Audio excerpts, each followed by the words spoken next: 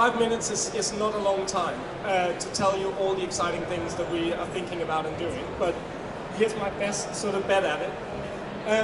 What is Bibblio? I'm not going to spend too long on this, but essentially we think that there is tons of amazing great learning materials out there, which means we don't want to produce our own. We want to go and find them, we want to start curating them and packaging them together, and then we want to find very flexible ways of delivering them to the people who need to benefit from them. Schools, educators, and ultimately learners.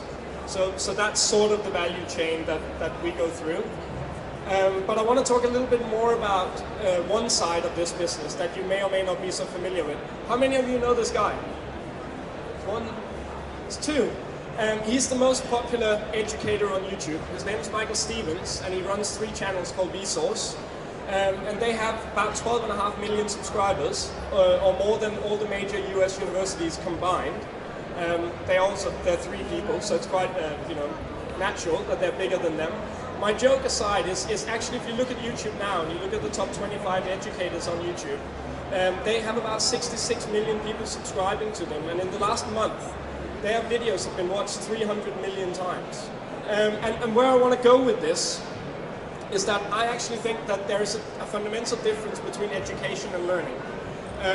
You can go and read more about this online. I wrote a big blog post on it too. But education is essentially designed as a process where we try to get people ready in a certain funnel to take a test or an accreditation or assessment. Whereas learning to the individual is actually exploring new knowledge, new boundaries, taking in new information and perspectives of the world. I think in many ways historically, this has been the thing we've been focusing on. I think that thing is emerging very, very quickly in the online world. We have lots of names for it: lifelong learning, informal learning. We tend to call it about 25 different things, really. And my view is that both of these worlds could learn a lot from each other. I think that what some of the traditional providers that we work with, the BBCs and some of these big names in publishing, what they bring is they bring quality. The institutions we work with, they bring legitimacy and assessment. So the educational world has a lot of benefits that we shouldn't let go of. On the other hand, this new world, the YouTubers, they bring something very unique to the table. They actually make learning interesting and fun, perhaps for the first time in a long time at least. They bring participation, they bring the social element of it. And I think that's really the thing that are beginning to revolutionize the sort of world of education and learning in these years.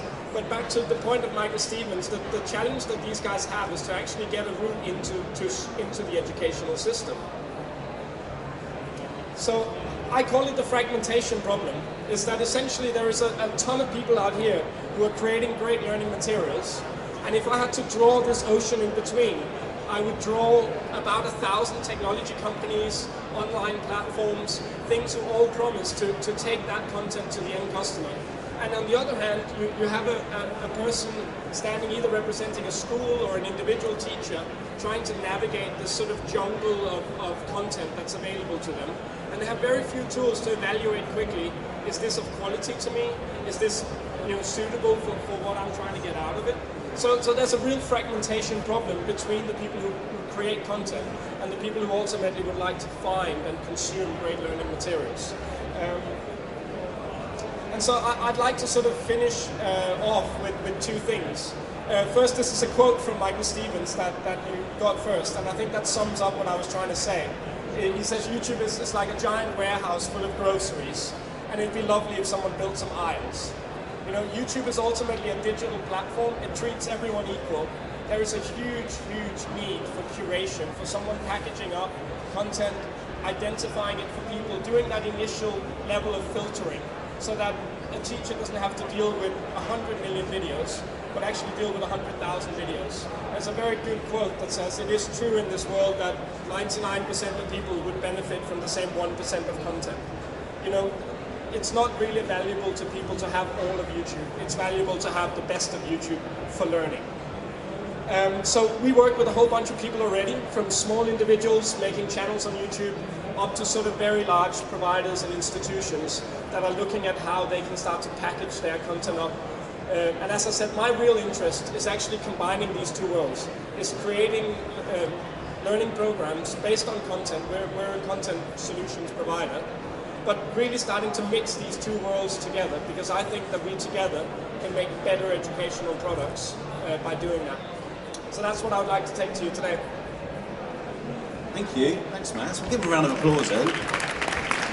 Doing some great stuff. We've got a few minutes for kind of Q&A. I think it's a fantastic product you've created, trying to kind of bridge these great worlds. And what's the reaction of the audience? I mean, do you see there's some benefit there for you as teachers or you as educators? What's your engagement with schools? I mean, how are you kind of brokering those kind of relationships at the moment?